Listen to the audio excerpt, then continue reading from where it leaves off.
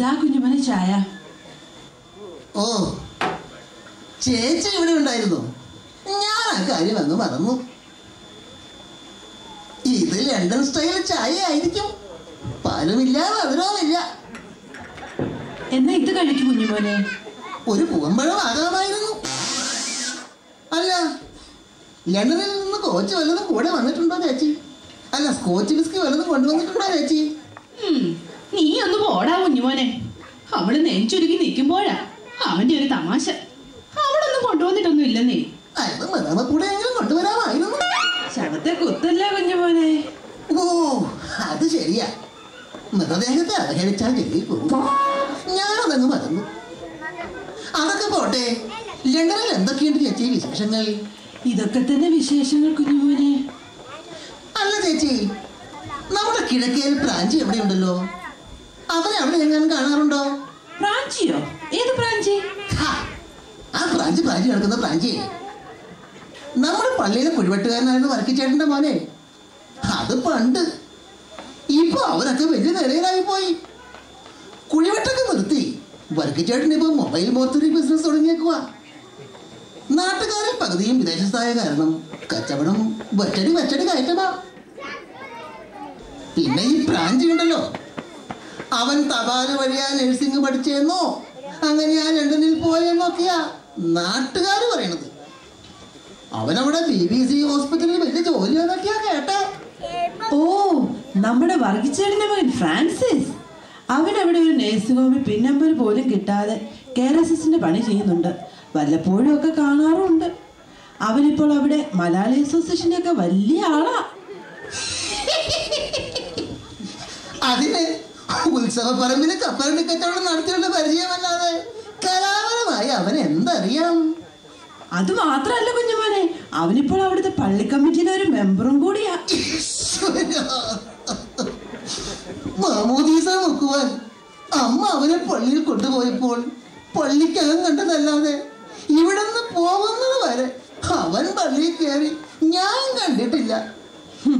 നാട്ടിൽ സാധിക്കാത്ത പല കാര്യങ്ങളും ആൾക്കാർ വിദേശത്തെത്തുമ്പോഴാണ് കുഞ്ഞുമോനെ സാധിച്ചെടുക്കുന്നത്. കൂണ് പോലെയല്ലേ ഓരോ വർഷവും ഓരോരോ സമാജങ്ങൾ ഉണ്ടാവുന്നത്. അതുപോലെ തന്നെ ഏതെങ്കിലും ഒരു പ്രസ്ഥാനം നല്ല നിലയിൽ പോയാൽ അത് വെട്ടി നിർത്താനും നമ്മുടെ ആൾക്കാർ മുന്നിൽ തന്നെ. എടി മോളെ, അപ്പൊ നമ്മുടെ അച്ചുമാമന്റെ ആൾക്കാർ അവിടെ ഉണ്ടല്ലേ? അല്ല ചേച്ചിയും അവിടെ എന്തോ പ്രസ്ഥാനം നടത്തിയിരുന്നല്ലോ. എന്തോ ഡാൻസ് ക്ലാസ്സോ മറ്റോ? ആ, അതിനും എൻ്റെ ഗതി തന്നെയായി കുഞ്ഞുമോനെ. എൻ്റെ കുറെ നല്ല സുഹൃത്തുക്കൾ ചേർന്ന് അതും വെട്ടി നിർത്തി. കർത്താവേ, അവർ ചെയ്യുന്നത് എന്തെന്ന് അവരറിയുന്നില്ല. അവരോട് ക്ഷമിക്കണമേ. അല്ല, ഈ പ്രാഞ്ചിക്ക് എന്നാ പണിയാന്നോ മോളെ നീ പറഞ്ഞേ? കെയർ സെന്റർ ഒന്നോ? അതെന്നാ സെന്റർ അടി? അമ്മച്ചി, കെയർ സിസ്റ്റർ അല്ല, കെയർ അസിസ്റ്റന്റ്. അതായത് ഈ മേലാത്ത അപ്പച്ചന്മാരെയും അമ്മച്ചിമാരെയും ഒക്കെ ക്ഷൗരം ചെയ്യിപ്പിക്കുകയും കുളിപ്പിക്കുകയും ടോയ്ലറ്റിൽ കൊണ്ടുപോവുകയും ചെയ്യുന്ന പണിയാ. ഓ, അത് ശരി.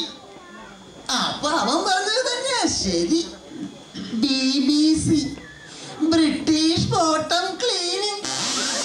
ഈ നാട് വിട്ടാൽ മലയാളി ഏത് ജോലിയും ചെയ്യും കുഞ്ഞുമോനെ. പത്രാസൊക്കെ ഈ നാട്ടിലേ ഉള്ളൂ.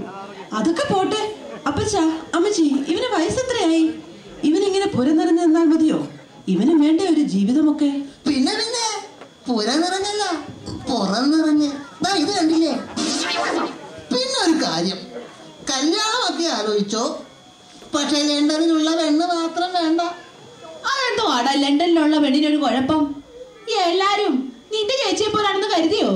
അതല്ല അമ്മച്ചി, ഈ കല്യാണമൊക്കെ കഴിഞ്ഞ് പെണ്ണിന്റെ കൂടെ ലണ്ടനിൽ പോകേണ്ടി വരുമല്ലോ. അപ്പോൾ എന്റെ പുറത്ത് ഈ ലഗേജൊക്കെ വെച്ചിരിക്കാനുള്ള സെറ്റപ്പ് വിമാനത്തിന് സീറ്റിനുണ്ടോ എന്നൊരു സംശയം. ഓ, അതിനവൻ കല്യാണമൊന്നും വേണ്ടെന്ന വാശിയിലല്ലേ? അതെന്ത് പറ്റി? ആ, അപ്പച്ചനെ ഈ മുടിഞ്ഞ കൂടി എന്ന് നിർത്തുന്നോ അന്ന് മതിന്നാവും പറയുന്നേ. എന്നാൽ പിന്നെ അതങ്ങ് നിർത്തിക്കൂടെ അപ്പച്ച? എങ്കിൽ ശരി, ഇനി അതിൻ്റെ ഒരു കുഴപ്പവും വേണ്ട. ഇന്നത്തോടെ ഈ കുപ്പി അടിച്ചു തീരുന്നതോടെ ഞാൻ ഈ ഊട്ടുക്കത്തെ കൊടിയൊക്കെ നിർത്തുക. അല്ലടാ, നീയാണ് സത്യം. ഈ കൂനംകുരിശാണ് സത്യം. ഈ അപ്പച്ചൻ ഇനി മദ്യം കൈകൊണ്ട് തൊടുകയല്ല. ഓ എന്റെ ഉണ്ണിണ്ടീശോയെ, ഇത് ഞാൻ നല്ല ബുദ്ധി തോന്നിയേന്. ഞാനൊരു പെട്ടി മെഴുകുതിരി കത്തിച്ചേക്കാമേ. ഇപ്പൊ നിനക്ക് സമാധാനമായല്ലോ അല്ലേ? എടാ, ഒരു പെണ്ണിനെയൊക്കെ പോറ്റാൻ നിനക്ക് സാധിക്കുമല്ലോ അല്ലേ? അണ്ണാങ്കുഞ്ഞിനെ മരം കയറ്റം പഠിപ്പിക്കല്ലേ ചേച്ചി? എടാ, നീ വല്ല പെണ്ണും കുഞ്ഞുങ്ങളെ കണ്ടുവച്ചിട്ടുണ്ടോടാ? എങ്കിൽ ഞങ്ങൾക്ക് എളുപ്പമാകുമായിരുന്നല്ലോ. ഒന്ന് പതുക്കെ പറ ചേച്ചി. ഒരു ചെറിയ സെറ്റപ്പ് ഒക്കെ നമുക്കുമുണ്ട്. കൊതുകിനുമില്ലേ കൊതുങ്കടി? എന്നാടാ എന്നതാടാ? അല്ല, ഭയങ്കര കൊതുക് കടി. ഹോ, എന്നാ കടിയാ? പട്ടി കടിക്കണ പോലെ അല്ലയോ കടിക്കണത്? എന്നാ പിന്നെ അധികം വരയ്ക്കണ്ടടാ കുഞ്ഞോനെ, എനിക്കും സഹായത്തിനൊരാളാകുമല്ലോ.